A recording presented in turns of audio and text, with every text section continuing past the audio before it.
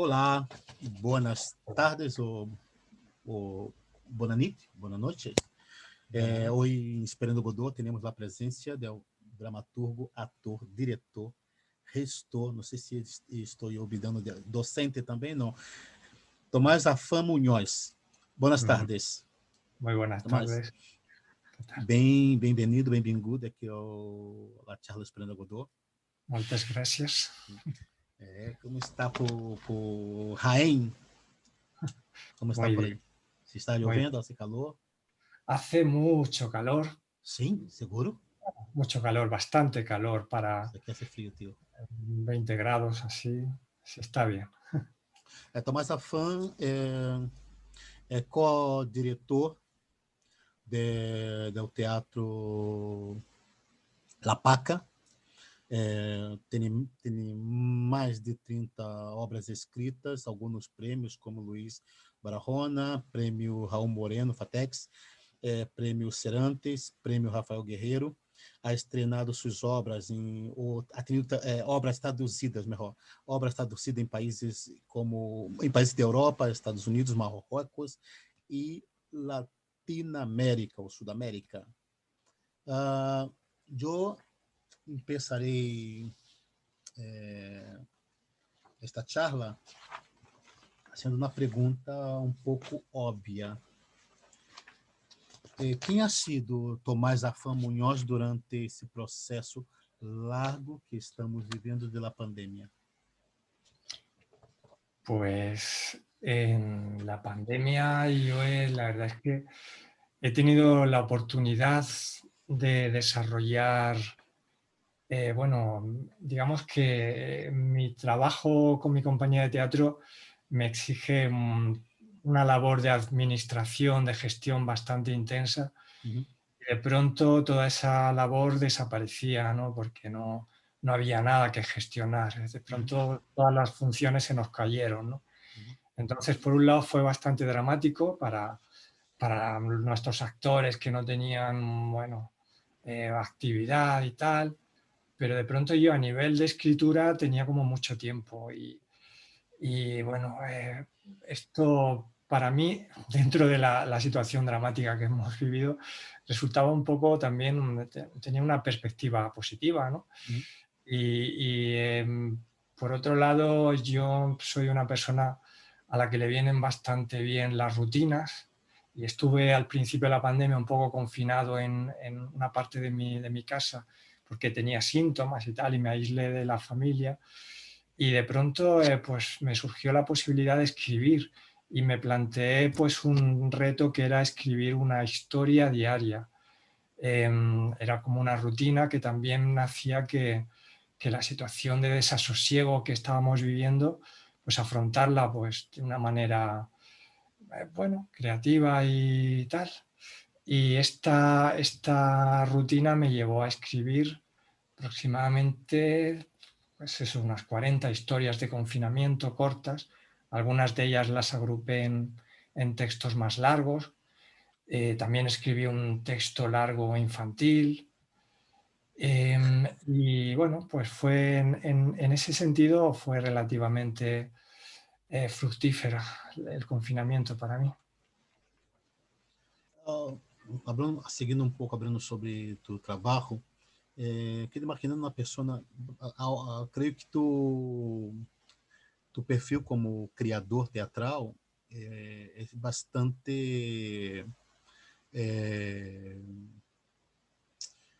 bastante representativo no momento atual que estamos vivendo, porque acho já mais ou menos, creio que desde a crise de 2007, crise econômica, que foi também bastante complicada para as artes, apareceu assim de golpe um perfil de criador na geração jovem também, que saía das escolas aqui em Barcelona especificamente, de um estudo do teatro, que saíam da escola com a responsabilidade de trabalhar como ator, como diretor, como dramaturgo e gestionando as companhias, que aqui depois essas companhias receberam o nome de companhias jovens ou companhias independentes. Incluso temos um coletivo, que é o coletivo aqui em Catalunha, com quase 100 companhias. E tu perfil é muito interessante porque tu tem um trabalho até o ator, passando pela direção teatral, passando pela dramaturgia, pela gestão, quer dizer, bastante completo, é um perfil que é muito comum em Argentina, que eles chamam teatrista. Bueno, sendo tudo isso, toda esta informação, para fazer uma pergunta, houve algum fator determinante para tu decisão em trabalhar com teatro? En principio yo hice la típica producción de instituto y yo escribía poesía. Tenía un libro publicado de poesía y tal. Y el grupo universitario en el que empecé a trabajar en 1989, estaban buscando actores, me llamaron a mí y de pronto no había un proyecto de texto para para montar, y como yo era poeta, alguien me dijo, oye, pues tú que tienes un libro publicado, escríbelo, escribe algo, escribe la próxima obra. Y bueno, pues yo me decidí a escribir y fue bastante desastrosa aquella primera experiencia. Era una adaptación del Fantasma de Canterville de Oscar Wilde en el 91, y en el 92 yo no me rendí, continué intentándolo y escribí una obra en la que ya sí que, bueno, la verdad es que soy autodidacta, no he ido a escuelas, pero me leí un libro que se llamaba ¿Cómo escribir un guión?, de Michel Chion, que era un libro sobre cine, me gusta mucho el cine, y aquello, bueno, adquirí algunas herramientas de estructura dramática. Escribí una obra que era un western tragicómico que se llamaba La Pasión de Johnny Magdalena, y este texto ya sí que tuvo cierta repercusión. Conseguimos ser finalistas en una muestra de teatro joven, y luego años después escribí el siguiente texto, Vuelve el zorro se llamaba, sobre el personaje del zorro, y conseguí ser primer accessit de un concurso que lo organizaba el Centro Andaluz de Teatro, que era como el teatro público de aquí de Andalucía. Y esto me posibilitó el premio. No solamente había una cuantía en metálico y tal, te montaban la obra en el Teatro Central de Sevilla, que bueno, era un cierto privilegio, pero además había como un trabajo de formación para los finalistas y los ganadores del premio. Se nos regalaba un poco un madrinazgo, un apadrinamiento. Digamos que la institución se encargó de llevarnos a cursos, a conferencias, a encuentros con dramaturgos, y a partir de ahí ya empecé, digamos, a desarrollar, bueno, pues tuve un curso, por ejemplo, con Sarah Kane, que fue interesantísimo, con Sanchi Sinisterra, con gente del Royal Court Theatre de Londres, y a partir de ahí, después del curso de Sarah Kane, precisamente escribí un texto que se llamaba Historias cotidianas, que consiguió el premio Serantes de Santurce, que aquello ya eran 30.000 euros de premio, o sea, de dotación económica para hacer una gran producción. Y esta producción se encargó de hacerla Fernando Bernués, de la compañía Tantaca del País Vasco, y digamos que a partir de ahí, pues, bueno, pues entre premios y demás y publicaciones, he ido desarrollando una cierta trayectoria que me ha llevado hasta aquí, hasta ahora. Pero tú has tenido encontro com o teatro, assim, alguma companhia, algum espetáculo que te provocou esta decisão de hacer teatro? Um maestro, um referente? Sí. Pues yo recuerdo, la verdad es que yo vengo un poco del cine, yo era muy cinéfilo y me gustaba contar historias, siempre tenía apetencia de contar historias, pero yo siempre me imaginaba contando historias desde una cámara. Y sin embargo, pues de pronto ahora hay posibilidad de hacer cortometrajes o películas y no me encuentro. Fíjate, el teatro me atrapó. Yo recuerdo, por ejemplo, como una especie de momento culminante en el que una representación de Comediants, de la compañía Comediants, Sí, sí. que hicieron en Jaén, pues te estoy hablando de los años 80, mediados de los 80, de un espectáculo que se llamaba Els Demonis, Mm. que bueno, también hacían un pasacalles. Y bueno, aquello para mí fue bastante como revelador, como ¡guau! Esto es fantástico. También recuerdo una función de bodas de sangre que dirigía José Luis Gómez. Son los espectáculos también en los 80, son digamos que los espectáculos que recuerdo como que me revelaron, como una cierta revelación de esto es potente, aquí hay un medio que incluso puede superar el cinematográfico o por lo menos estar a una altura importante de conexión y digamos, me tocaron esos espectáculos. ¿Sí? Vê o teatro como lugar profundamente misterioso, né?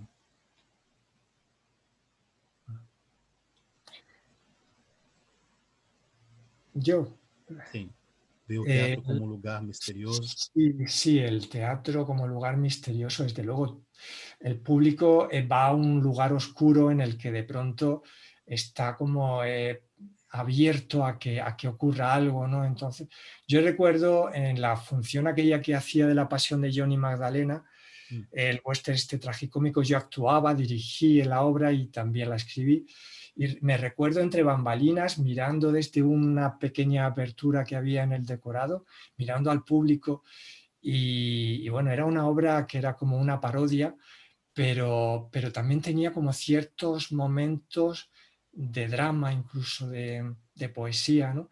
Y recuerdo sorprenderme de cómo aquello que había escrito yo en la soledad de mi cuarto de pronto le llegaba al público y notaba como una tensión, una emoción, y aquello me resultaba como, digamos que yo siento que he tenido un aprendizaje continuo durante 18 años, los 18 años que yo he actuado, he, he escrito las mismas obras que luego yo he dicho o que he puesto en escena, y esto me ha permitido también desarrollar una especie de contacto con lo que, una cierta previsión de qué cosas han funcionado, qué cosas no han funcionado de lo que yo he escrito, me ha llevado un poco a depurar mi estilo, ¿no? Y una búsqueda que yo siempre he tenido durante estos 18 años en los que he estado actuando y dirigiendo y escribiendo, pues eso es, cómo llegar de una manera pues más directa o menos directa a que haya una conexión entre mi sensibilidad y la sensibilidad de todos esos que hay ahí abajo y que de pronto llegan con hambre de algo, con hambre, con sed de algo y que es, pues supongo que, que le cuenten algo, pero también algo más, porque que uno tiene muchos medios, digamos, más fáciles, puede leer, puede ver la tele, puede ver una película, pero cuando va al teatro busca algo más, busca que esa conexión de sensibilidades entre los que hay arriba y los que hay debajo tenga una vibración especial y sea más nítida y que digamos que esos instrumentos estén más afinados y el oído esté más atento que en otros medios, ¿no? Significa, pensando assim, me cruza um pouco a figura do dramaturgo e a figura do público. É como se o dramaturgo tivesse um interesse, uma necessidade por outros personagens e por suas vivências, não? Sobre o cenário, quando de repente podia ficar mais nas histórias que nós outros vivíamos, não? Desde nossa história cotidiana, não? Parece que o dramaturgo necessita la ficción, ¿es eso? Necesitamos la ficción. Sí, ahora bueno, hay muchos trabajos de autoficción en las que el dramaturgo es parte de la historia o incluso hay una cierta tendencia de buscar un cierto realismo, naturalismo, una verdad que sea... Todo eso es muy interesante también, sí, pero Yo personalmente sí soy un autor más de ficción, aunque también me llama la atención el tema de la autoficción, el ser yo también un personaje de la representación. He trabajado, Uruguaio, assim, estado aqui algumas vezes conosco. sí, en algunas obras he desarrollado un poco una estrategia de metateatro, de teatro dentro del teatro, Uhum. que hace bueno, que los actores, los personajes, incluso el autor y los directores, o sea, el director y otros profesionales teatrales estén implicados en la historia, no estén presentes en la historia, ¿no? Y bueno, yo cada vez que me planteo un nuevo proyecto, intento recorrer un camino nuevo, ¿no? Porque los caminos que ya conozco pues están bien, e incluso puede que sea más fácil transitar un camino que ya, digamos, has pateado y ya está como el carril está hecho, pero a veces prefiero explorar territorios que me resultan ajenos, incluso que son más áridos y bueno, en cada historia me planteo nuevas fórmulas dentro de lo posible de expresión. Isso é um pouco da tentar modificar um pouco a estrutura. Creio que está passando isso, não? A modificação da estrutura dramática, não? E o cruze de disciplinas, não? Sí, en principio yo primero me planteo qué historia quiero contar, o de pronto me surge una historia que quiero contar, que a menudo me vienen por una situación de desasosiego o algo que me interpela o algo que de pronto no entiendo y que me gustaría entender.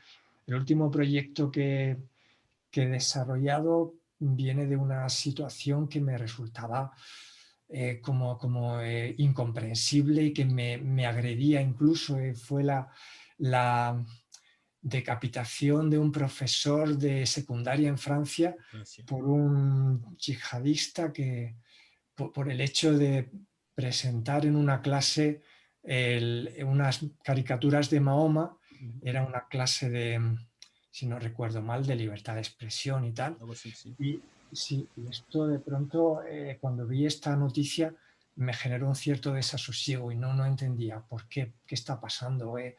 Esto es cada vez más frecuente y llegará un momento quizás que se nos haga algo como asumido, ¿no? Uhum. Entonces necesitaba eh, investigar sobre esto y desarrollé una historia a partir de esa situación que transcurría en un grupo de teatro de un centro de secundaria.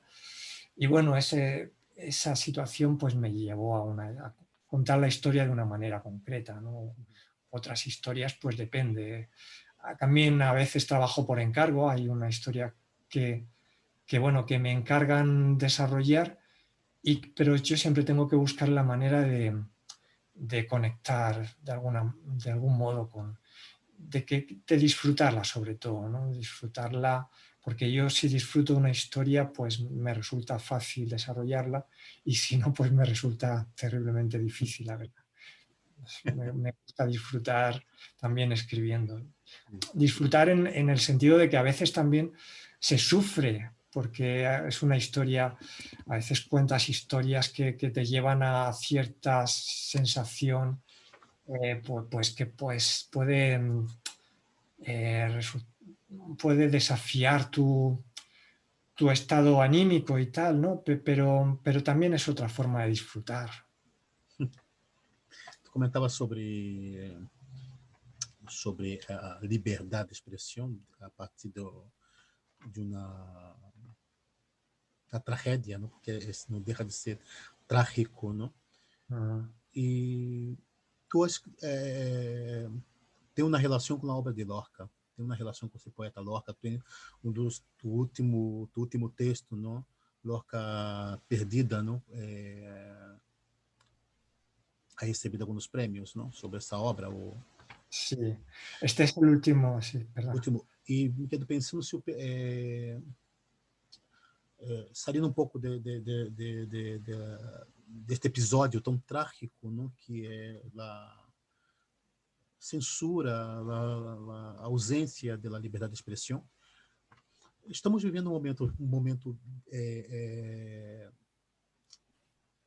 estranho, um momento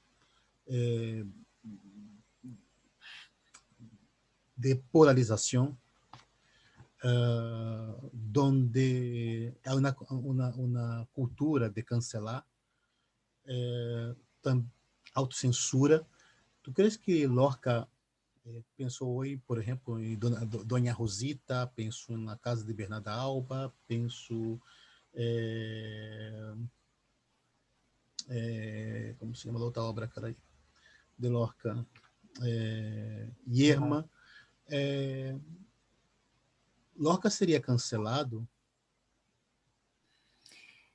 Pues no lo sé. Yo creo que Lorca vivió en una época en la que de pronto había como una eclosión de, pues eso, cierta eclosión de creatividad y bueno, ¿sería hoy cancelado? Yo quiero creer que no, pero sí que es verdad, no solamente, comentabas que no solamente existe una censura explícita, sino también hay una censura implícita, una autocensura que nosotros a veces nos imponemos. Un Y pouquinho bueno, política, não? sí, y Política, también, os dois extremos. y también Lorca, en realidad, el público, por ejemplo, la comedia sin título, fueron obras que no consiguieron llegar a un público amplio, ¿no? Su momento, y quizás también ahora puede existir otro tipo de censura que es el hecho de que haya textos que por su complejidad o por su carácter experimental o por su pues no puedan ser representados. Y también ocurre pues eso, ¿no? que también determinados temas pues, tabúes pues están yo tengo una obra que se llama Los Impresentables, que es un grupo de teatro que intentan escribir sobre temas tabú y llegar a los extremos, ¿no? Y hay como un cierto desafío social en estos personajes. Es una obra en la que yo apelo a la libertad de expresión, pero también hay una cierta autocrítica de los creadores que a veces somos, bueno, pues a veces pues también puede ocurrir que seamos un poco narcisistas y que en un momento determinado queramos transgredir de una manera un poco gratuita, ¿no? Como puede ocurrir en el caso de estos personajes. Pero yo en general estoy, pues, creo que hay que pelear por la libertad de expresión y sí que es verdad que hay situaciones, hay, digamos, temas que todavía están siendo tabúes. También, por ejemplo, yo escribo a veces teatro para la infancia y la juventud y hay una tendencia de rescatar temas tabúes como también para la infancia y la juventud, ¿no? Temas relacionados con la violencia, la muerte, las enfermedades terminales. Hay una autora que es Susan Legault, que por ejemplo es un faro que guía a muchos autores, ¿no? Porque suele desarrollar temáticas que son aparentemente alejados, ajenos al teatro para la infancia o al universo de la infancia, como estos que comentaba, el cáncer o la muerte o las discapacidades, en fin, y lo hace de una manera que creo que es muy valioso. Comentava sobre teatro para a infância e juventude. Às vezes tenho a sensação de que os autores que escrevemos para que eu he tentado um par de vezes por encargo, pero não é meu território. Tenho a sensação de que escrevemos para os ninhos os ninhos ou jóvenes de nossa geração. Não? Me custa muitíssimo encontrar autores que, por exemplo, os jovens são nativos de redes sociais, não? E muitos autores vivem completamente ajeno a esse território da virtualidade, não? Talvez algum como Lutz Rubner, que é um dramaturgo alemão que escreve muito da realidade dos jovens, escreve muito sobre os jovens de bairros periféricos de Berlim, onde a imigração turca,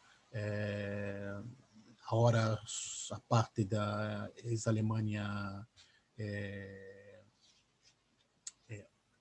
oriental, a ex-Alemanha comunista, não? Onde há uma taxa de pobreza muito forte, onde os jovens, o índice de estudos são baixos, para conseguir trabalho é muito complicado, é muito precário também, ganham muito pouco, é um território onde há muitas bandas neonazis também, e ele escreve muito sobre essa realidade dos jovens, não?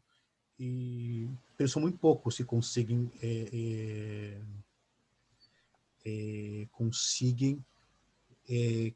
desenvolver um texto que conecta com esta geração, que como na película, um coletivo de jovens vê na película e diz, essa realidade, esta é a minha realidade, consigo dialogar, não? No teatro é mais difícil, são muito poucos, não? Sí, sí, es verdad. Muy interesante lo que cuentas. Yo, sí, es verdad, es complicado conectar con los chavales de ahora, ¿no? Las temáticas que les interesan. Yo la última obra que he escrito para la infancia es Los días del pez, la escribí durante el confinamiento y bueno, pues partía de esta situación que estábamos viviendo, del confinamiento, y me imaginaba, partía de la historia de Pinocho, de Carlo Collodi, de un niño que está encerrado en la ballena, ¿no? En el pez marino, en el gigante marino, en el gigante marino de la obra esta estaba Gepetto y Pinocho, el anciano y el niño, que eran un poco los dos personajes de la pandemia, el colectivo más afectado, el de las personas mayores, y por otro lado, durante la pandemia se vivieron situaciones en las que los niños, al estar encerrados, pues vivían con angustia y con una serie de emociones pues bastante negativas, ¿no? Entonces, el desarrollar ese texto, pues bueno, yo tenía la cercanía de mis niños y la cercanía de una serie de situaciones que sí que me permitían pues tener una cierta documentación directa de lo que estaba pasando. Pero sí que es verdad que a veces los autores para la infancia y la juventud nos resulta, puede ser que sí, que yo a veces esté escribiendo para el niño que yo fui. Sem teléfono móvel, sem Sí, sí, TikTok, sem WhatsApp, sí, es verdad, es cierto. o Instagram, que os adolescentes manejam, editam com a facilidade. Claro, es otra historia, es otro mundo, y a veces escribimos desde una cierta perspectiva de superioridad moral, juzgándoles a ellos con sus aparatos y intentando decirles, oye, es que estáis haciendo mal porque tenéis que leer y tenéis que... Y a veces lo hacemos desde una perspectiva que no consigue conectar con ellos porque bueno, no es, no sé, es un poco ajeno el mundo en el que viven, es verdad. Distância, não? Sempre quando observo novos atores, adolescentes, dentro do autobus, estão charlando ali, e sempre observo, tento recordar de como era meu comportamento. E muitas vezes eu penso, eu era muitíssimo pior, eu era pior, sabe? Aí me tranquilizo, penso, pô, é fantástico. Sí, bueno, yo era bastante bueno cuando era un pequeño, ¿no? Eu nunca fui um tipo bueno. Eu gostaria de ter sido. Hablando sobre, aproveitando que estamos falando sobre jóvenes, Sí. falando sobre Lorca ser cancelado, e entramos num território muito espinhoso, muito complicado, que é disso que é dos jóvenes, porque o teatro é um lugar de risco, não? sí que lo es. Es un territorio de riesgo, ¿no?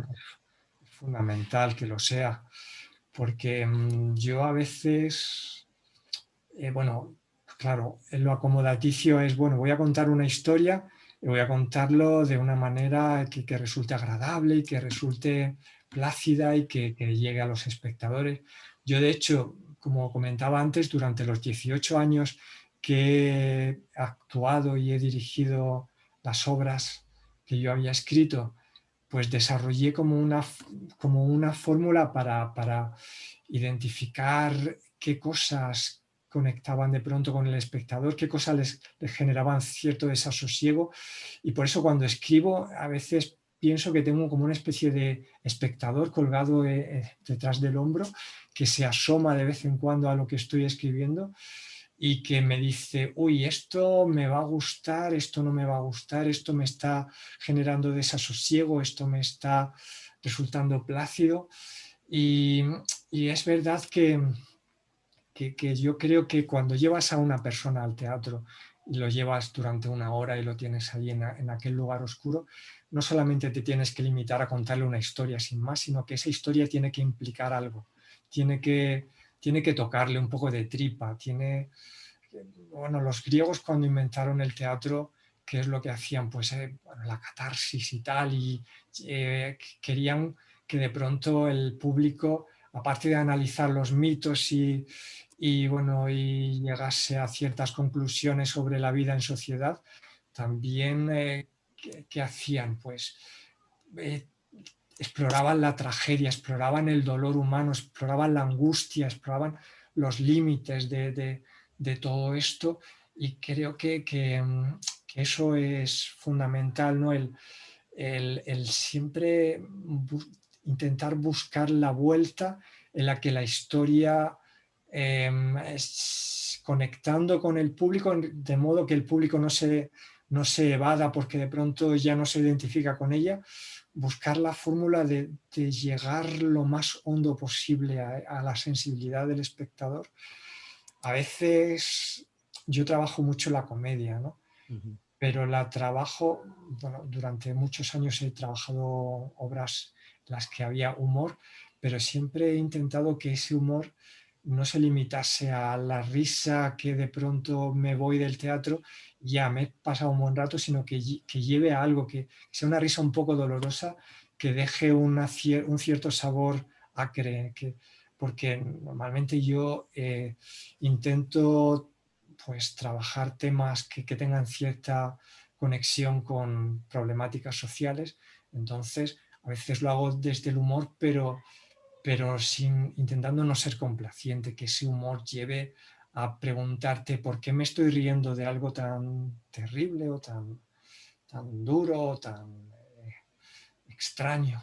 Me gusta Interessante. mucho la estrategia, la herramienta del extrañamiento, de intentar buscar la fórmula de analizar, de llevar lo cotidiano a un territorio en el que no es el convencional, en el que se ilumine algo que tenemos muy común o que tenemos eh, algo que es muy evidente, muy cercano a nosotros, intentar iluminarlo con unas luces que no sean las habituales para intentar descubrir nuevas texturas en ese objeto, nuevas sombras.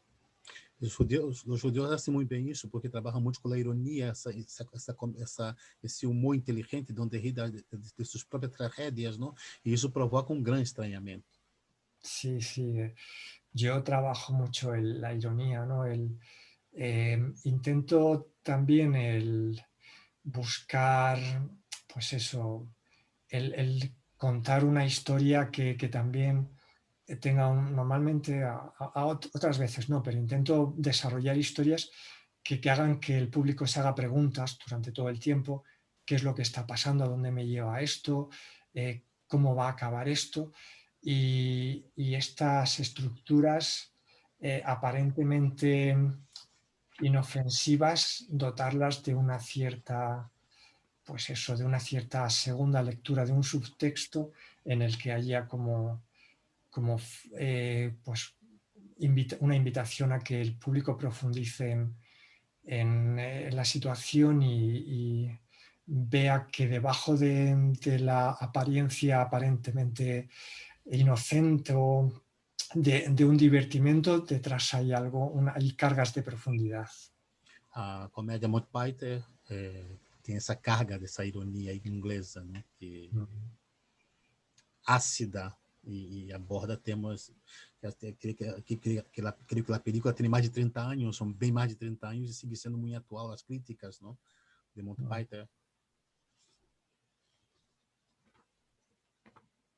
Mas creio que 30 ou 40 anos que rodaram a película, não? ¿Qué película es, perdona? Os Monty Python, os ingleses. Monty Python, sí, por supuesto, son un referente de la vida de Brian. Essa sempre passa por la tele, não?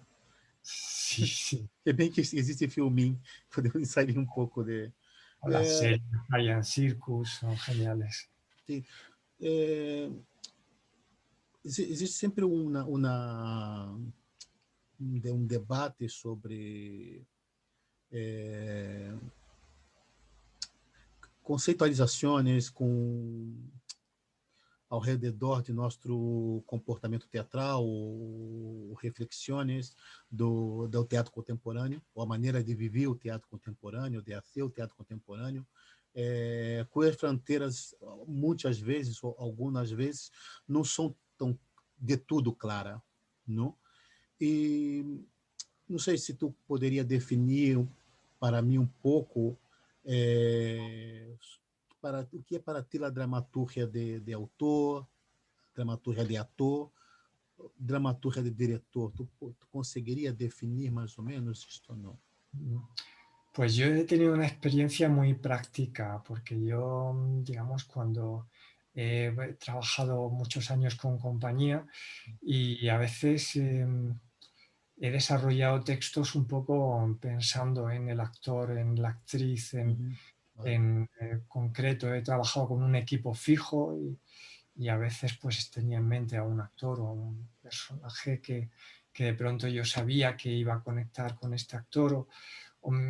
Pues los primeros años recuerdo, por ejemplo, que íbamos a estrenar una obra y de pronto la actriz principal se rompió una pierna y hubo que cambiar el proyecto y me acuerdo que llevaba cada semana a que íbamos a visitar a la actriz, coincidíamos allí todos los actores de la compañía. Recuerdo que llevaba cada vez un capítulo nuevo de la nueva obra, la leíamos allí en el hospital y a partir de ahí surgían los comentarios con los actores, surgía, oye, este personaje tal, a ver si le evoluciona de una manera o de otra, y eran fórmulas para construir, para desarrollar la historia, ¿no? He trabajado también a menudo pues, con obras que se han estrenado y de pronto pues, había partes que había que pulir o que había que cambiar o el final pues, no funcionaba y necesitábamos otro final.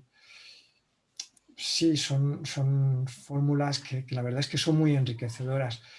Debo confesar que no he trabajado pues, con directores ajenos a mí este tipo de fórmulas o con actores fuera de mi compañía. Me gustaría, supongo que en un futuro quizás surjan posibilidades, ojalá, pero bueno, este tipo de experiencias sí que las he tenido en este sentido que te comentaba en mi compañía. Comentava sobre essa experiência de levar o texto para o ator que está hospitalizado. Sí. E tu tem uma das tuas obras, que é Pim Pam Clau, ha passado por muitos países, não? Especificamente em Latinoamérica. Me gostaria muito que tu comentasse um pouco sobre a experiência com esta obra, especialmente em zonas de conflito. Sí, Pim Pam Clown es una experiencia que para mí fue muy importante, fue una obra que escribí en el año 2003. Me apetecía escribir algo sobre payasos. Los clowns son personajes que a mí personalmente me resulta muy atractivo. Me siento muy identificado porque los payasos son personajes que fracasan constantemente. Yo me siento un poco una persona que fracasa con cierta con relativa frecuencia, pero que no se rinde, que se le vuelve a levantar y sonríe y sigue hacia adelante, ¿no? Entonces, esa torpeza, me siento bastante torpe y ese deseo de continuar adelante es algo que me atrae mucho, ¿no? Y por eso pensé, voy a escribir una historia de payasos cada día. Fue un poco el mismo planteamiento que hice con la pandemia, pero esto muchos años antes, ¿no? Y para hacer una historia cada día pensé, voy a coger cada una de las características del clown y cada uno de los grandes temas, las grandes temáticas, digamos, universales, ¿no? Y cogí las grandes temáticas, eran Dios, el sexo, la muerte, creo que las tengo por aquí apuntadas. Complicados temas El amor, muy, muy difíceis de afrontar, de reflexionar. el amor, el sexo, Dios, la muerte, la guerra y el fútbol. Eran los temas grandes. Y, y las, Barça ou Madrid.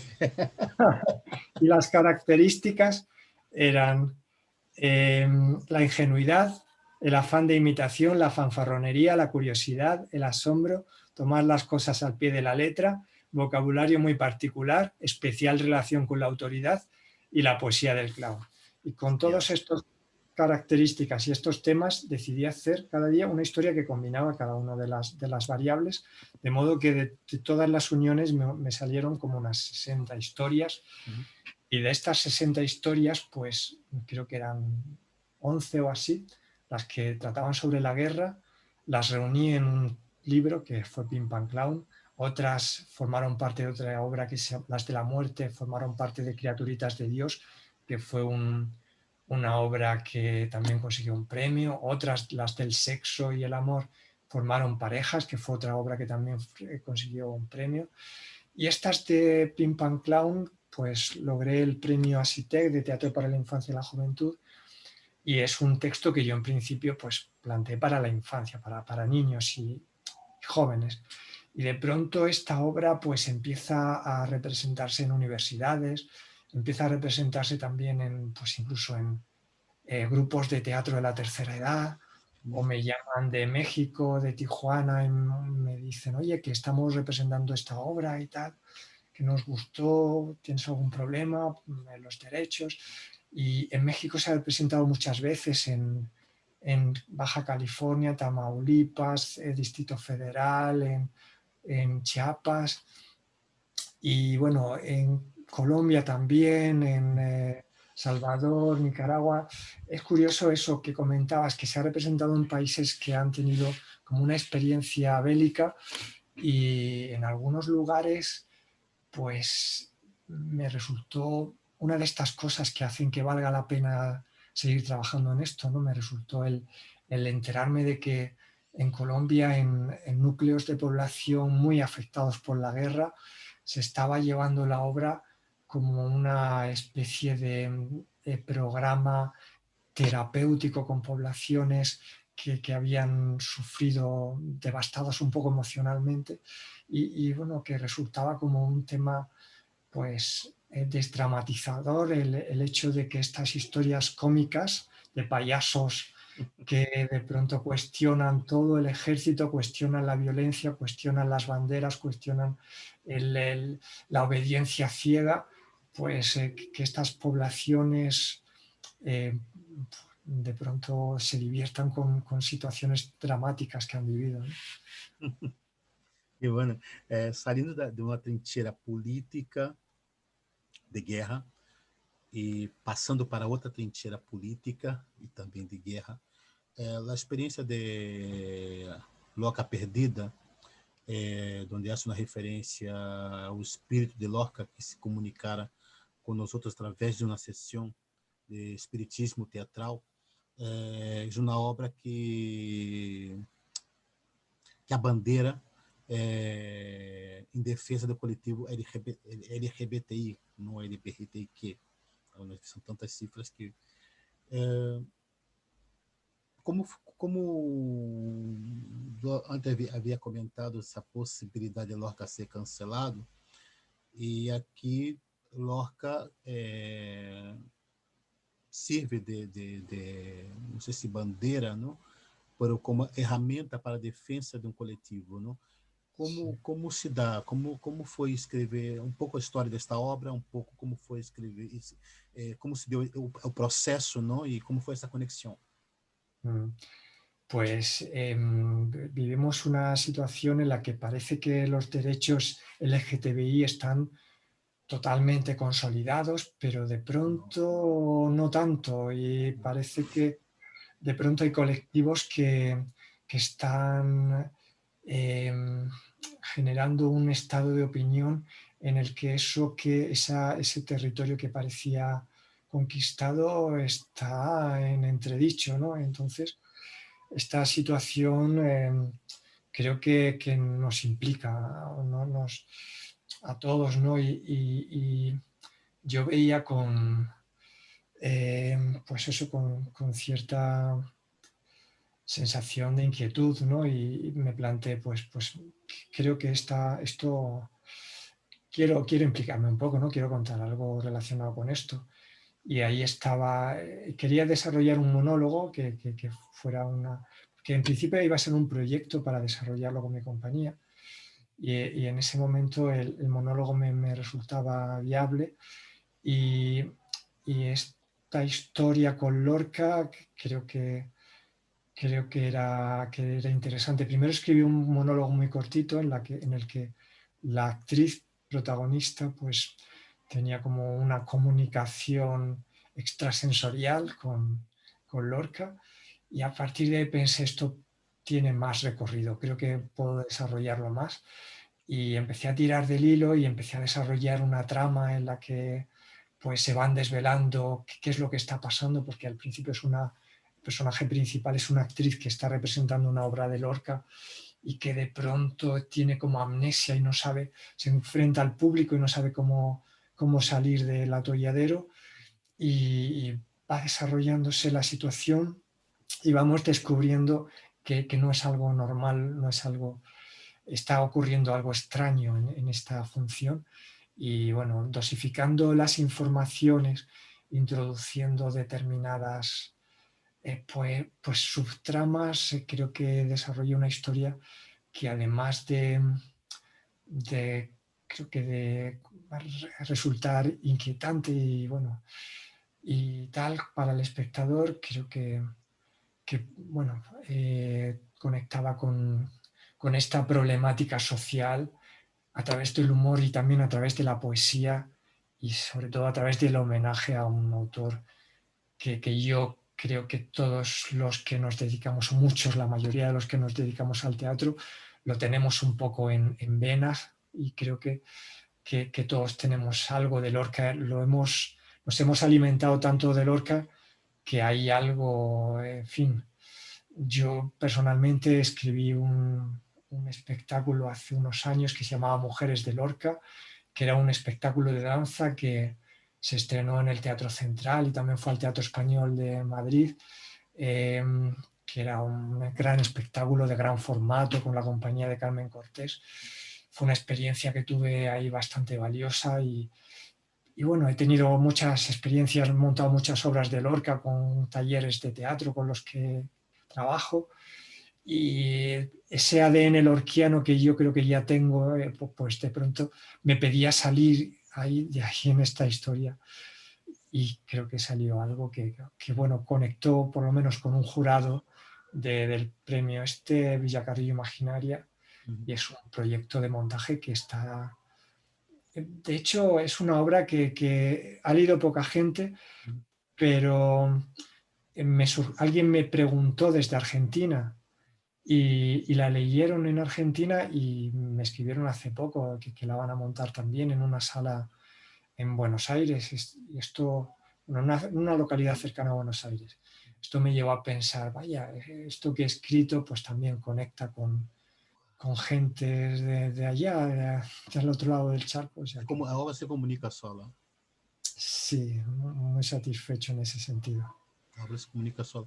Eu estava pensando como que essa obra, como o coletivo LGBT e que mais ha dialogado com a obra, contigo. Como foi o feedback? Pues la verdad es que el proceso fue solitario, no hubo una documentación. Yo he tenido experiencia en la que he tenido Público, mucho contacto con gente del colectivo LGTBI, pues, mi vida familiar, mi vida profesional, pero no, en esta obra en realidad no hubo un contacto previo ni hubo un proceso en el que estuviera implicado ningún. espectadores. No, fue un trabajo totalmente solitario.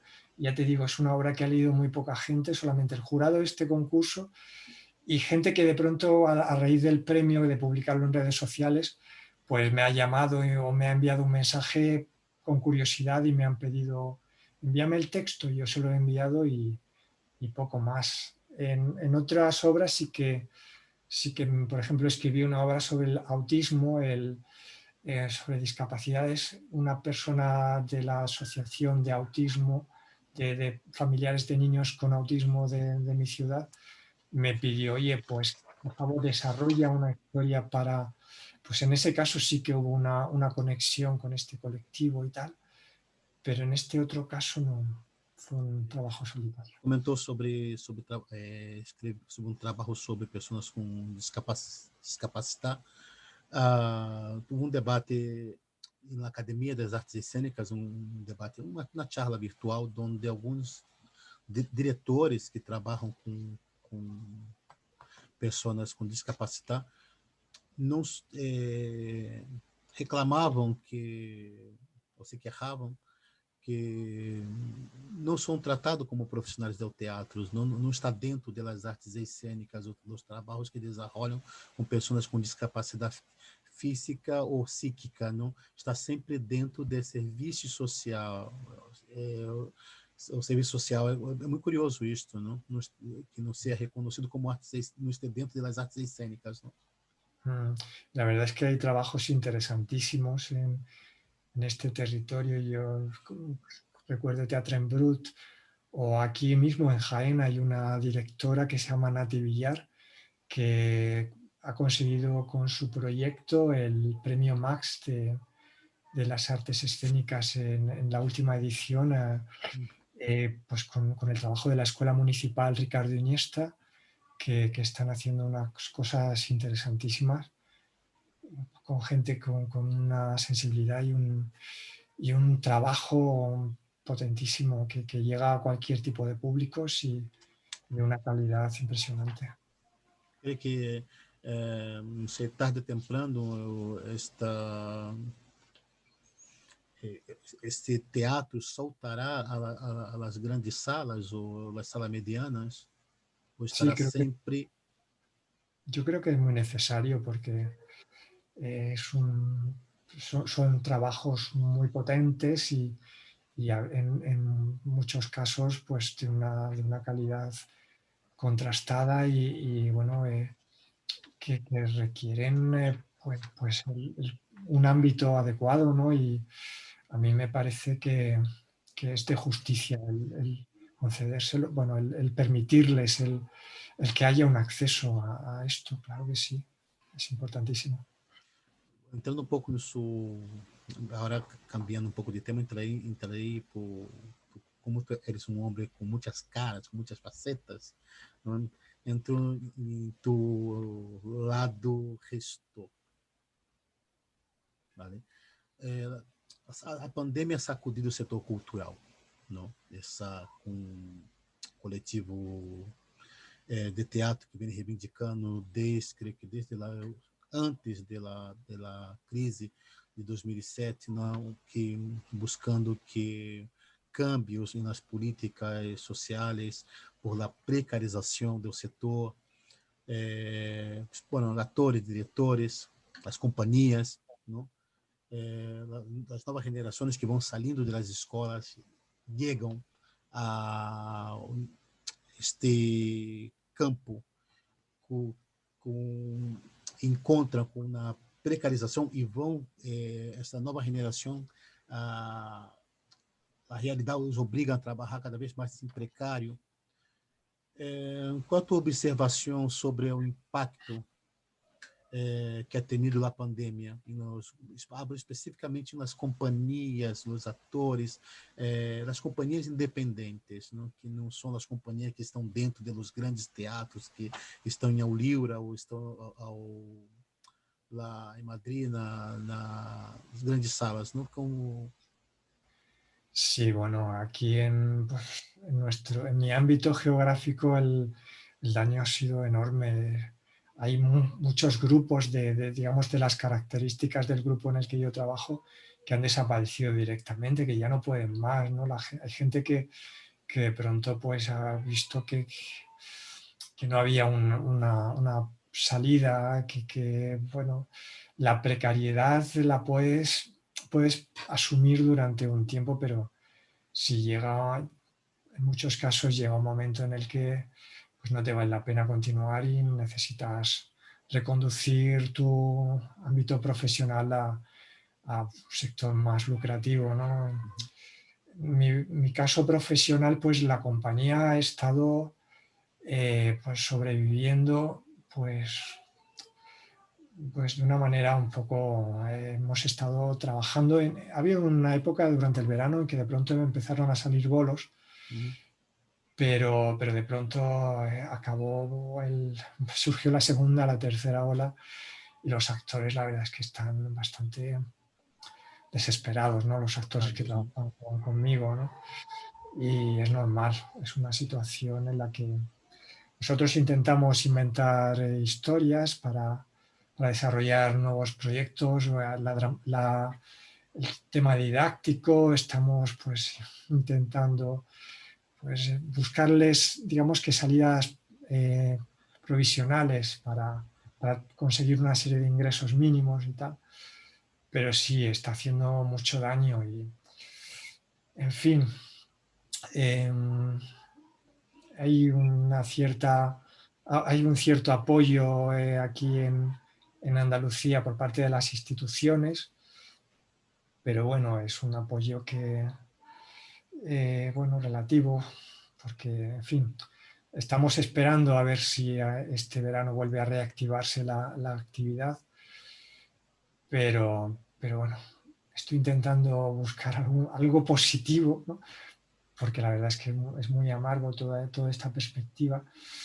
Bueno, pero bueno, supongo que el tema del reciclaje es algo positivo, ¿no? Estamos teniendo oportunidad de a través de sesiones online o de estudios o de fórmulas con determinados cursos y tal, pues de reciclarnos o de reinventarnos, entre comillas, en fin. Todo eso es, digamos que algo positivo también hay, ¿no? Yo ya te comentaba que en mi caso concreto, como yo me siento más dramaturgo que gestor, tengo más vocación de dramaturgo y bueno, cada vez me dedico más a ello. En mi caso personal ha sido como una revitalización de mi escritura teatral, pero en el caso de los actores y de otros profesionales que trabajan conmigo, pues está siendo bastante dramático. Jaén tem tejido teatral amplio como pues hay Madrid, Barcelona es una ciudad Valencia. pequeña, pero es una ciudad pequeña en la que no hay una gran, digamos, una gran tradición teatral, pero bueno, hay grupos que están haciendo cosas interesantes, hay gente que está trabajando bastante y bueno, digamos que los núcleos principales son Granada, está muy cerca, Sevilla, son los núcleos principales del teatro en Andalucía, pero en Jaén pues hay una serie de gente que seguimos trabajando, algunos desde hace 30 años, otros que están surgiendo ahora, y hay una cierta vida teatral que estamos tratando de que no desaparezca. tu como vem acompanhando, comentamos sobre a crítica, sobre a pandemia, sobre o impacto da pandemia, a precarização em ao setor. Há outro impacto também em ao setor que já vem marcando algumas décadas, que como vão desaparecendo os críticos. Eu tenho assim, para mim marca, aqui em Barcelona especificamente, marca para mim a 2008 mais ou menos, 2007, 2008, com a crise, desapareceu algumas salas, apareceram outras. Eu recordo que muitos diretores ou companhias que antes lienavam as salas, ou dramaturgo, já não lienavam as salas, e algumas salas apostaram por as novas companhias, essa nova geração que vinha saindo das escolas, abrindo espaços de residência, eram muito jovens todos, tinham uma conexão muito forte com o setor. Por outro lado, por outra parte, por serem jovens, vivem de maneira apaixonada, estão na noite, estão nos bares, vivem nos bares, vivem nos teatros, vivem... E esta geração traía novas propostas, seriam mais frescos, e passaram a renovar o público do teatro. Pero havia uma coisa muito interessante que era a crítica dos meios de comunicação tradicionais. Em nenhum momento estavam observando estes jovens. Creio que aún não estão, não só observam quando eles saltam às grandes salas. Pero aparece a figura del blogueiro, pelo menos aqui em Catalunha, tem que em Madrid também. E não são críticos, que muitos não têm conhecimento, formação para se aprofundar em ao teatro, mas são espectadores que são, de alguma maneira, enamorados do teatro, que passaram a escrever sobre as obras que estavam nas carteleiras de Barcelona. Não? Isso, entre os jovens, as companhias que traíam com eles um público muito jovem, os blogueiros também. Penso, como tu observa essa crise, esse desaparecimento e o que sucede com a crítica teatral? São 3 perguntas. Sí, yo supongo que está relacionado con el tema de las nuevas tecnologías, hacen que la prensa escrita pues de pronto disminuya de una forma dramática la venta de prensa, de periódicos, y esto hace que en las redacciones pues una de las figuras de las que se prescinde en un primer momento es del crítico de teatro, ¿no? Van cayendo figuras y una de ellas es esta, la del crítico de teatro. Y gente, pues, gente con una trayectoria enorme en medios de prensa muy prestigiosos, de pronto yo leo en redes sociales que ya no siguen escribiendo en sus periódicos, ¿no? Y a mí esto me resulta alarmante. Y bueno, pues es que esta figura del bloguero que tú comentas esté sustituyendo este vacío me parece, sí, bastante interesante. Yo soy muy amigo, por ejemplo, de Carlos Gil, el director de la revista Arte, de la librería Yorick, tal, que es un apasionado de la crítica, que ha estado trabajando en la crítica muchísimos años, y hace poco él planteaba un debate en redes sociales que es el de cierta crítica, supongo que relacionada con estos blogs, que es como muy condescendiente y que prácticamente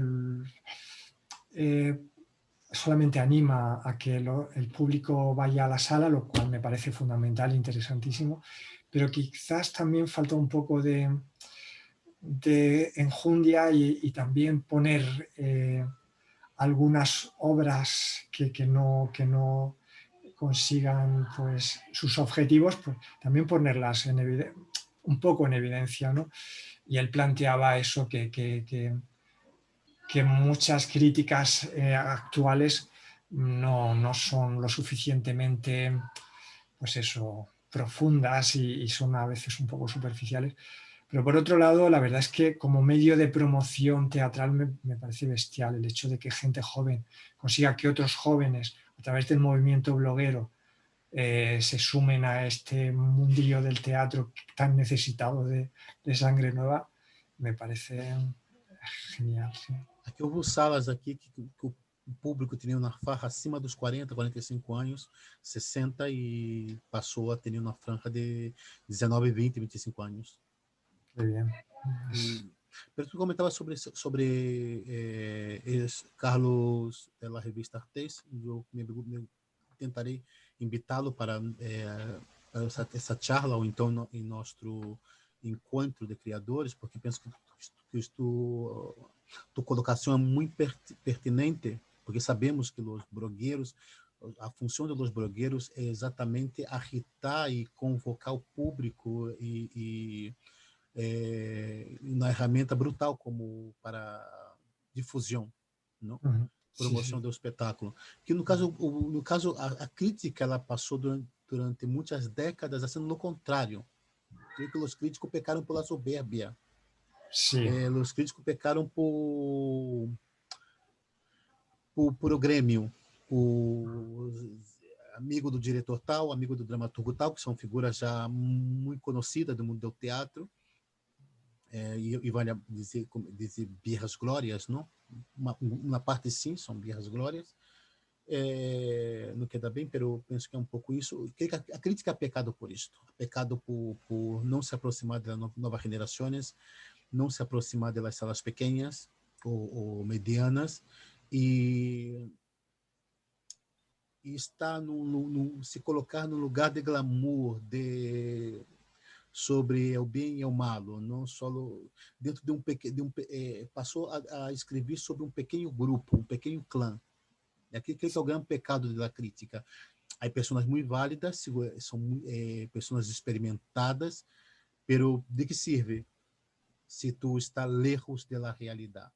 Porque há uma coisa que chamamos a cozinha do teatro, que é o laboratório, que são as companhias independentes, que é ali que são nascem as propostas de dramática, as propostas estéticas. Aí é onde, nessa cozinha, é onde se coze, onde se prepara, onde se cria, não? Que são essas companhias, essas salas pequenas, que são os pilares do teatro, não é o Lira, não é a Nacional. Os pilares são as companhias independentes e as salas pequenas. É como Sí. a Broadway e o Off-Broadway. O que mantém, o que sustém a Broadway são as mais de 200 salas de Off-Broadway de Nova York. Sí, sí, totalmente. Yo tuve la oportunidad de ir hace unos años al Festival de Edimburgo y allí pues estaban los espectáculos grandes, pero la mayor parte eran espectáculos pequeñitos, interesantísimos, propuestas pues que iban dirigidas a un público minoritario y tal. Y es tienes razón en esto que decías de los críticos. Es verdad que había algunos críticos que también estaban un poco instalados en cierta soberbia y incluso en cierto egocentrismo en el que en su crítica la dedicaban pues a manifestar su sapiencia sobre determinados temas, un poco en plan narcisista de todo lo que sé de teatro, pues voy a expresarlo aquí, o incluso también estaba el crítico frustrado, el autor o actor o director frustrado. Estão queimados, estão muito queimados. Sí, que de pronto pues analizaba todo desde la perspectiva de lo que él habría hecho, que eso es algo que también molesta a veces cuando te dicen esto tendría que haber sido así o esto tendría, si esto lo hubiera hecho otro, habría sido de esta otra manera. Yo creo que el crítico debe de analizar sobre lo que hay, no sobre lo que podría haber sido, sobre lo que debería haber sido según él, en fin, esas tendencias también resultaban a veces un poco dolorosas, ¿no? A veces, y injustas, ¿no? Pero también había críticos excelentes y los sigue Sim. habiendo, y tampoco se puede juzgar a una parte todo por una parte, ¿no? É que elas são tão poucos, e o mais curioso é que o coletivo jovem não conhece os críticos, não sabe. Tu comenta, habla com uma pessoa de 50 anos, diz, o crítico tal, de 40 e pico, não sei, para arriba, não? E pelos jovens, 30 anos, não, quem? O crítico que escreve não sabe, Sí. porque já não contam com eles. Então, Y había, que é muito triste. sí, había críticos que eran auténticas personalidades, como Exatamente. Eduardo Aroteklen, que era un señor que era muy conocido pues, por muchísima gente, era como un referente cultural y era sobre todo crítico teatral, ¿no? Uhum. Y bueno, esa figura, pues un poco, como comentas, ha desaparecido y es una pena porque eh, es un territorio que también necesita ser habitado. Seguindo hablando, vamos seguir hablando sobre fenômenos, hablamos sobre a pandemia, sobre os jovens, sobre o impacto, não, sobre a economia, sobre as salas. Aí tem uma novidade que são é o streaming. É o streaming. É curioso que a revolução tecnológica, há 30 anos foi a revolução tecnológica. Eu recordo que quando eu estava na universidade, porque me licenciei em periodismo, chamávamos, quando começou a aparecer as redes sociais, se chamava início dos 90, 91, 92, por aí, se dizia novas mídias, novos meios de comunicação. E, de repente, todo o setor teatral, com a pandemia, sube ao carro do streaming. Não, antes, o debate era sobre o transhumano, sobre o pós-moderno, e, de repente, aparece o Zoom. E o streaming, o tecno bívio, não? Como dizem também. Como definir estes conceitos dentro do teatro de nossos tempos? Es un tema bastante apasionante, la verdad. Yo me recuerdo durante el confinamiento, pues Tecnovívio, hostia, me- teatro. sí, podría ser. Yo me recuerdo durante el confinamiento que de pronto descubrimos que en Inglaterra, en el Reino Unido, pues el Teatro Nacional está eh, pues compartiendo con sus obras subtituladas, ¿no? Y me recuerdo esperando el día en el que, con mi compañera, esperando el día, oye, que va a ser dentro de unas horas, vamos a conectarnos.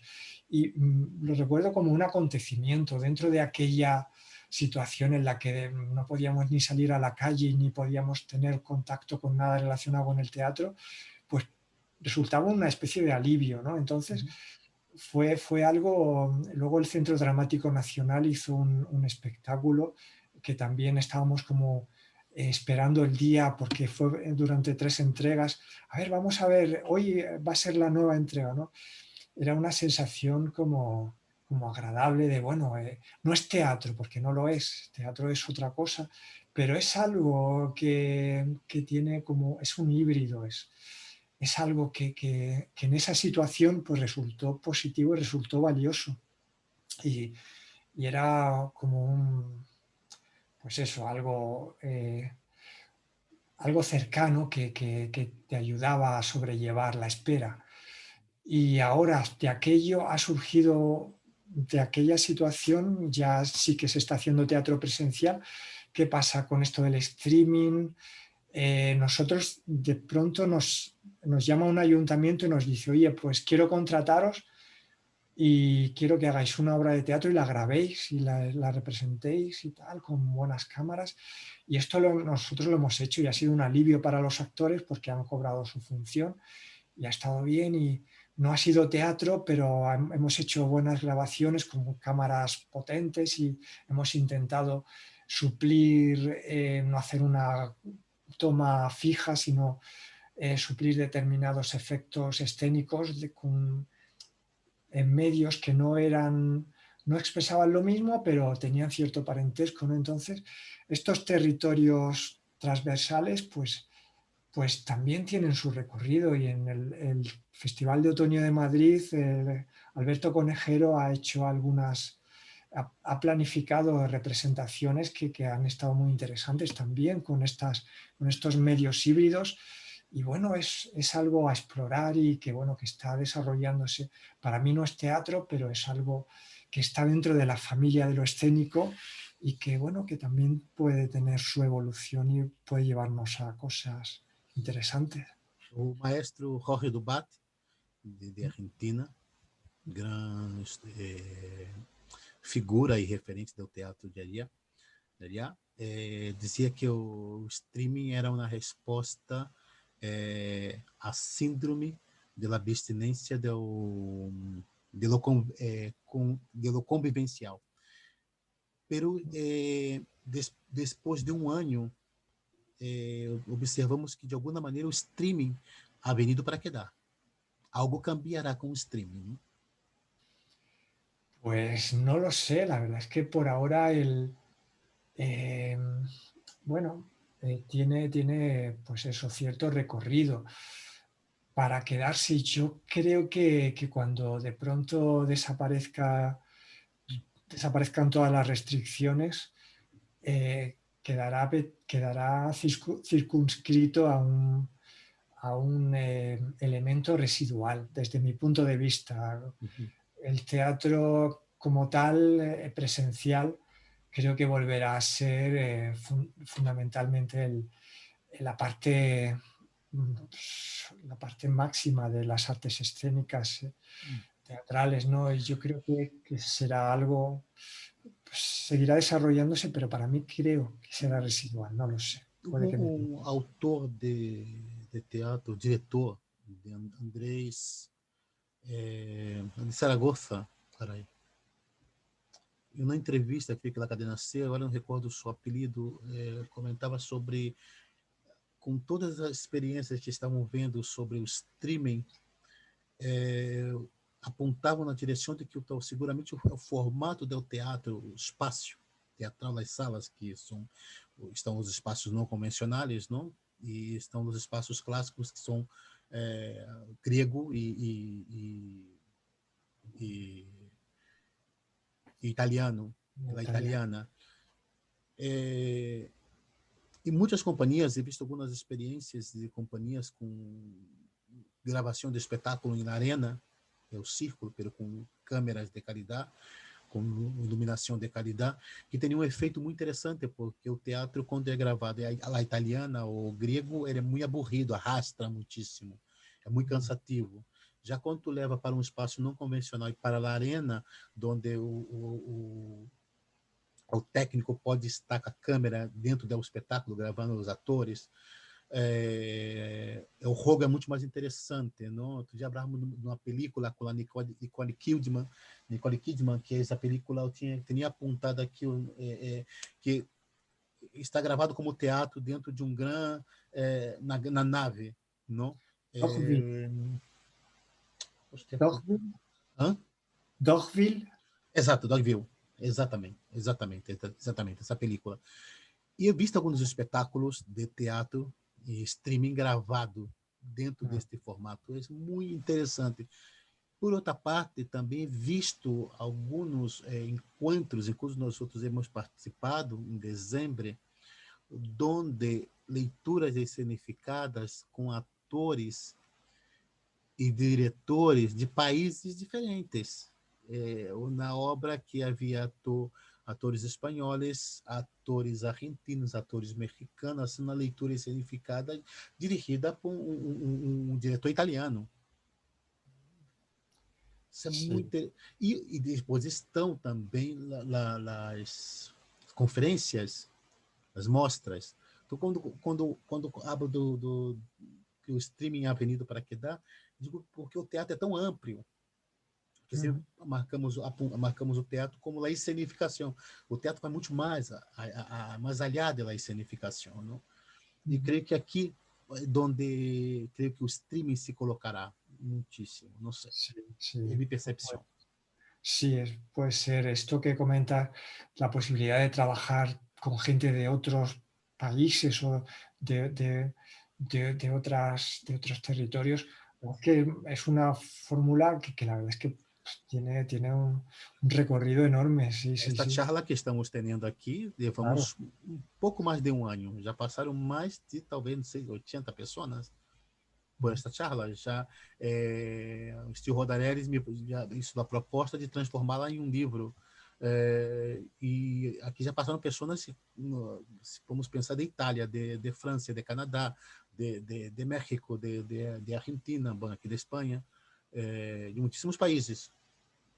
Sí, en ese sentido la verdad es que es muy potente. Yo con Argentina precisamente se hizo una convocatoria que se llamaba Luz Testigo de la sala Espacio Callejón, dirigida por Javier Daulte en Argentina, en Buenos Aires. Ah, sim, ele passou por aqui, nossa, ele foi um dos primeiros, porque Sí, Javier sempre está aqui para Barcelona, aqui, ministrando cursos ou dirigindo espetáculos, e há 2 ou 3 anos, antes da pandemia, estivemos fazendo uma copita de vinho aqui para Barcelona, charlando, e quando empecei a charla, primeiras pessoas que eu invitei foi ele. Tivemos aqui uma charla muito interessante sobre a obra de Borges, muito interessante. pues genial, Javier. Pues yo presenté a esa convocatoria y me seleccionaron con un texto del confinamiento y bueno, se va a llevar a cabo ahora la función en Buenos Aires, van a ser 5 textos y bueno, pues la verdad es que son oportunidades que han surgido a partir de estas inercias nuevas que se han creado con las nuevas tecnologías y bueno, pues la verdad es que sí que son fórmulas muy, muy válidas y lo que pasa es que forman parte de, pues eso, de una naturaleza híbrida entre lo audiovisual, lo Sim, escénico, y a veces quizás la dificultad está en encuadrarla porque, sim. en un territorio, porque claro, Eu vi, por exemplo, aqui outro dia fui ver em Barcelona, eram jóvenes também, num espetáculo onde eles utilizavam as gafas mm, virtuais, não? Utilizavam. Claro, eu não suporto videojuego, não me gusta os videojuegos, não tenho nenhuma intimidade, nenhuma. Pero para mim era curiosíssimo o que estavam vivendo as pessoas que utilizavam isto, não? mm, Então, isso, eu creio que falávamos de cruzes, de disciplina, creio que tudo isso está ligando ao teatro. sí, sí. Me acuerdo que en Edimburgo vi un espectáculo curiosísimo en el que había una especie de un gurú que llevaba a una serie de espectadores con unos cascos por todo Edimburgo y iba a la vez hablando y los iba llevando una especie de, iban andando, incluso otras veces iban con una bicicleta y era un espectáculo pues, en el que estaba el elemento auditivo y luego pues la ciudad en sí y era, pues él iba generando en estos seguidores pues la historia y luego también toda la gente que estaba paseando por la ciudad y los veía pasar, era como otro nivel de espectadores, ¿no? Y son fórmulas que son interesantísimas. Tú decías lo de las gafas, es de pronto enfocar la visión, aquí es enfocar el sonido y también está como un elemento secundario la visión. Sim, Y son territorios pues, que aportan y que sim. Agora interesantes. mesmo há um projeto aqui em Barcelona que se chama eh, Dramaturgia em Vivo, onde todos os dramaturgos estão com seus ordenadores, pero conectado às paredes, a várias pantalhas, na parede, não projeciona na parede. Então, o público vê tudo que eles estão escrevendo. Depois, os atores vão para apresentar esse texto. Então, tem todo o tema do chroma key, vários pontos da sala. Os atores estão com chroma key um dos atores está com o telefone móvel gravando pela imagem que aparece do ator na parede, é dentro de um cenário virtual. Ujú. Isso é muito louco. É Qué, louco isso. qué bueno. Ujú. É, Interesante. não? Claro, en Jaén la verdad es que no tenemos oportunidad de ver proyectos tan innovadores. solemos viajar a menudo para disfrutarlos, pero es claro, el vivir un poco en una zona geográficamente pues que no tienes oportunidad de ver propuestas tan innovadoras, a veces es un poco un hándicap. Seguramente deve haver algumas propostas dentro do setor, dentro do coletivo Jóvenes de Jaén, seguramente. Mm. Sí, bueno, hay gente que está haciendo cosas muy interesantes, gente nueva que está surgiendo y tal, y bueno, pues, eh, pero vamos, que bueno, que no tenemos, me da un poco de envidia cuando escucho contar historias tan interesantes como la que comentabas, Uhum. pero bueno, tenemos oportunidad de viajar también, espero Sim. pronto para ver. E também esta gente jovem vem com novos formatos também. Isso também, de alguma maneira, nos abre possibilidade de experimentar e entrar em outros territórios, não? Sí, sí, gente que viene del territorio del videojuego, como comentabas, que también hay una zona híbrida o gente que viene del territorio del arte, de la acción artística, ¿no? É o cine. Y sí que están, que bueno, que tienen pues ideas que a veces, pues eso, rondan en la frontera de lo escénico y se sitúan en ella incluso, y que bueno, que son propuestas muy interesantes que hay también por mi zona geográfica. Se te encontraras agora mesmo com um extraterrestre, o que eu explicaria sobre a pandemia e esse momento que o mundo está vivendo? ¿Perdona? Se tu encontraras agora com um extraterrestre, um Un ET, extraterrestre, sí. que eu explicaria sobre esse momento da pandemia e o mundo, esse momento? Mm. Pues yo la verdad es que he utilizado esa estrategia con cierta frecuencia. La obra que ganó el premio Serantes, que te comentaba antes, se llamaba Historias cotidianas y empezaba siendo pues un señor que tropieza con un extraterrestre, ¿no? Y, Ahora tu tropeça com extraterrestre. y bueno, pues eh, claro, la perspectiva, yo lo utilizaba un poco para situarme desde fuera, ¿no? Es algo que se utiliza muy a menudo para como contarle a alguien de fuera lo nuestro, ¿no? Y desde una perspectiva diferente, pues expresar a veces lo ridículo y lo absurdo que es nuestra situación o nuestra cotidianeidad, ¿no? Pues yo a veces, a menudo utilizo mucho eso, ¿no? El absurdo, el cierto surrealismo. ¿Y cómo explicaría yo la pandemia? O mundo, Pues não? De hoje, no que estamos vivendo. si el mundo que estamos viviendo, eh, eh, supongo que estamos en una situación en la que estamos viviendo algo que nos resulta muy especial, pero en realidad es algo que la historia de la humanidad se ha repetido muchas veces. Sim. Una excepcionalidad que es prácticamente histórica, ¿no? Esto ha pasado muy a menudo, ha habido situaciones de este tipo. Lo que pasa es que estábamos instalados en una soberbia que considerábamos que dominábamos todo y que estábamos instalados en un confort y en una perspectiva totalmente de control, buscando pues no sé, qué buscábamos, a consumir Buscávamos.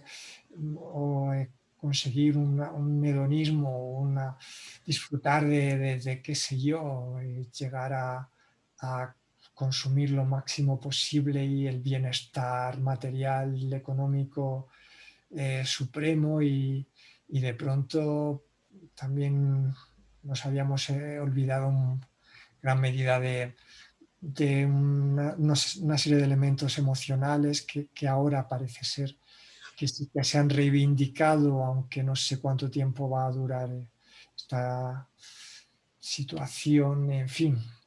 yo pienso que, yo de hecho una de las obras largas que escribí sobre la pandemia la llamaba Lo de siempre o Lo Uhum. normal, ¿no? Porque en realidad está pasando algo gravísimo y tal, está habiendo muchísima gente afectada, muchos muertos, pero son situaciones que a lo largo de la historia pues, se han repetido constantemente y a nosotros nos resultan ahora como muy ajenas, pero bueno, han ocurrido con mucha frecuencia e incluso puede que ocurran cosas peores. E que, creio que de alguma maneira a pandemia quitou nossas máscaras, não? Porque ela conseguiu colocar em evidência o pior de nós outros, pelo menos eu abro com amigos, com colegas e com dramaturgos de aqui, de outros países, e estamos de acordo que a pandemia conseguiu, colocou a reluzir o pior de nós outros, pero também o melhor de nós outros também. Sí, sí. Aquí yo escribí una obra que se llamaba Proceso Express, una historia, una de las historias cortas que escribí, que era una vecina que intentaba fiscalizar el tránsito de su esquina y había otra chica que quería pasar y en fin, la otra se lo impedía. Hubo un momento en el que existía esta figura del policía de balcón que a mí me parecía terrible, que era como me recordaba casi pues la época nazi, ¿no? Un poco, en la que el ciudadano se convertía en eso, en un brazo casi armado del poder y se denunciaban determinadas situaciones, se imprecaban y a comportamientos, conductas incluso en el aplauso de las 8 de la tarde, si alguien no aplaudía no sé qué, o si no tarareaban no sé qué himno o no se les veía suficientemente motivados, podía ser motivo de conflicto, en fin. Hemos llegado a situaciones bastante tristes y tal, y bueno, aparte de la situación desgarradora de las personas que han tenido familiares enfermos y que no han podido despedirse, todas estas situaciones tan dramáticas bueno, que se han vivido que no tienen parangón en la historia reciente y que han llevado pues, a situaciones terribles, ¿no? En fin. Com Dalton falava sobre isso, Javier Dalton, na charla, que quando falávamos de Borges e algumas pessoas, eu me refugiei um pouco na filosofia, ler filosofia e ler os clássicos. E charlando com Javier, ele estava relendo, pensava reler a obra de Borges. E no momento da charla ele comentou que a obra O Rei Lear, de Shakespeare, foi escrito num momento porque discutíamos se íamos ver nos próximos, depois da pandemia, ou que passar tudo isso, muitas obras tratando deste período não tão gris, não, e convulso. E ele comentou, seguramente sim, e seguramente outros não, porque se miramos Brecht, que é vivido a Segunda Guerra, Primeira e Segunda Guerra Mundial, sua obra ela tem esse lado panfletário e político e salia, era Brecht era um cronista de seu tempo, em realidade, não? Mientras Shakespeare, Rei Lear, foi escrito num momento onde havia mais morte pela peste em Londres, não? De que morreu a metade ou mais da população de Londres e em nenhum momento aparece referência, não sei se talvez um estudo profundo sobre a obra O Rei Lear, mas assim, em princípio, como panho, o telão de fundo, não aparece nenhuma referência a esse momento tão gris da peste em Londres, não? Isso é muito curioso também. Sí, tuve la oportunidad de releer La Peste de Camus durante el Eu confinamiento. também, muito interessante. A última página é impressionante. Sí, la verdad es que me impresionó. Y bueno, otras obras. Y yo también me preguntaba cuando estaba escribiendo durante el confinamiento, me preguntaba, ¿es el momento de escribir o esto Boccaccio. qué quedará de esto que llegará, qué partes. Y hay historias de las que escribí que ahora las releo y eso no, esto no. Pero hay otras que sí que por ahora continúan vigentes desde mi punto de vista y es verdad que bueno, hay gente que me decía, no voy a escribir durante la pandemia porque no hay una perspectiva. Dentro de unos años existirá esta perspectiva.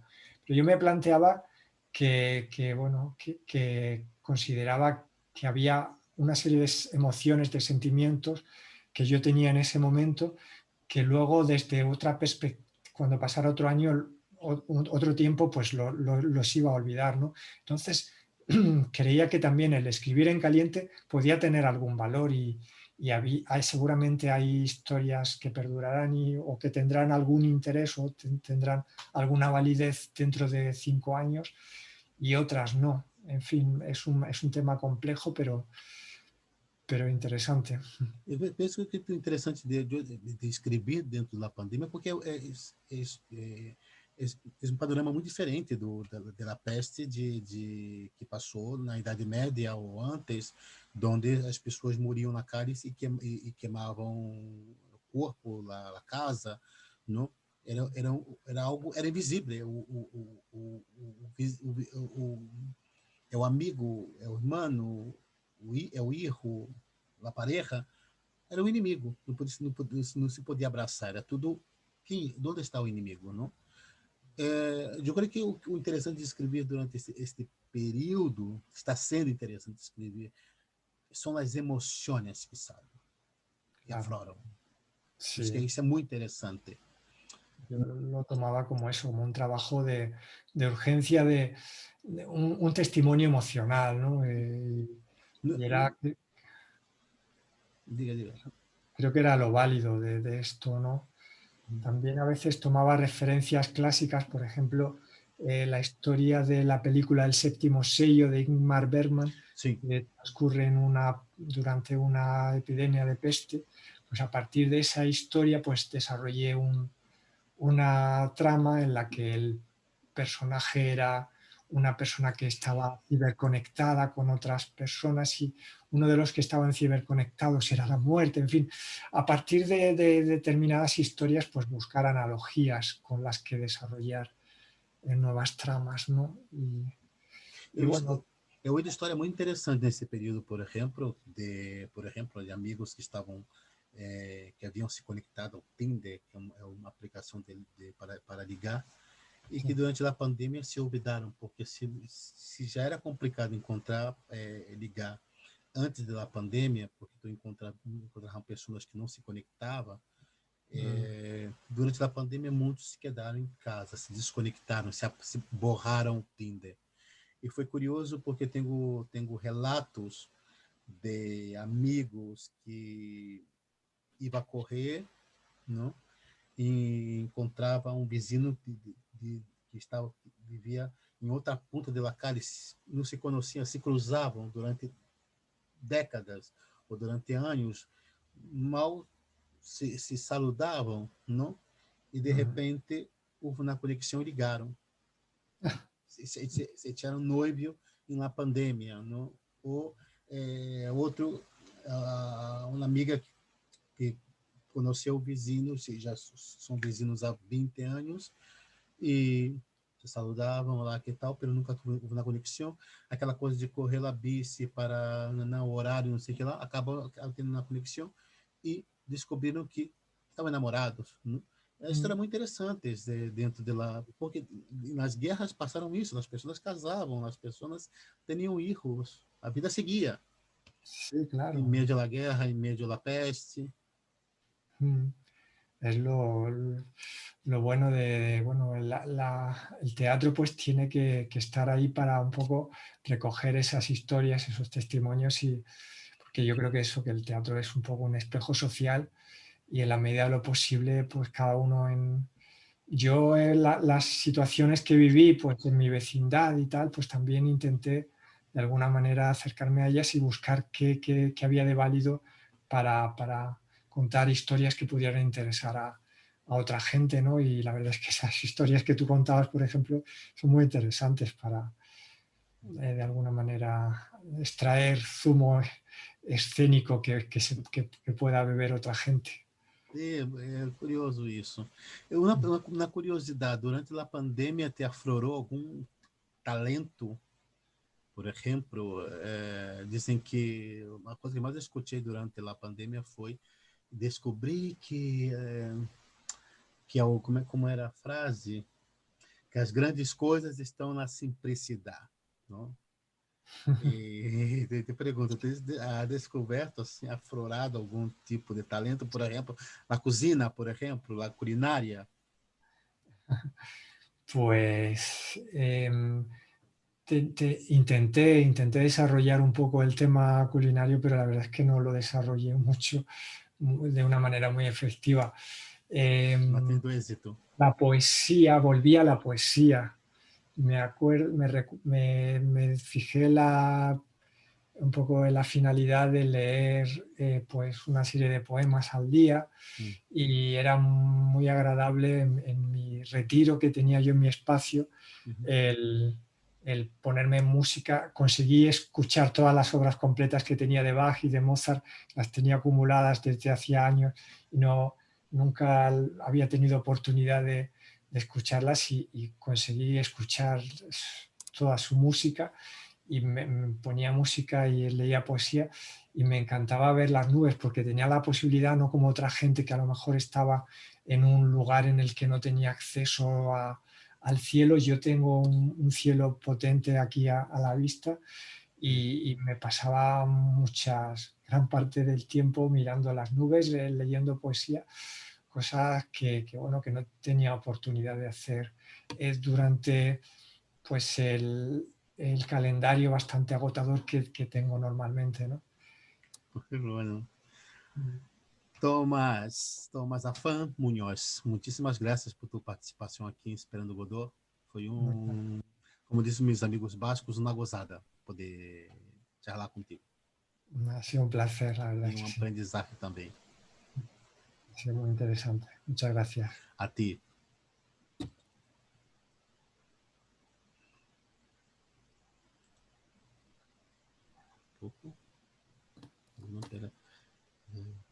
Tá, já temos aqui.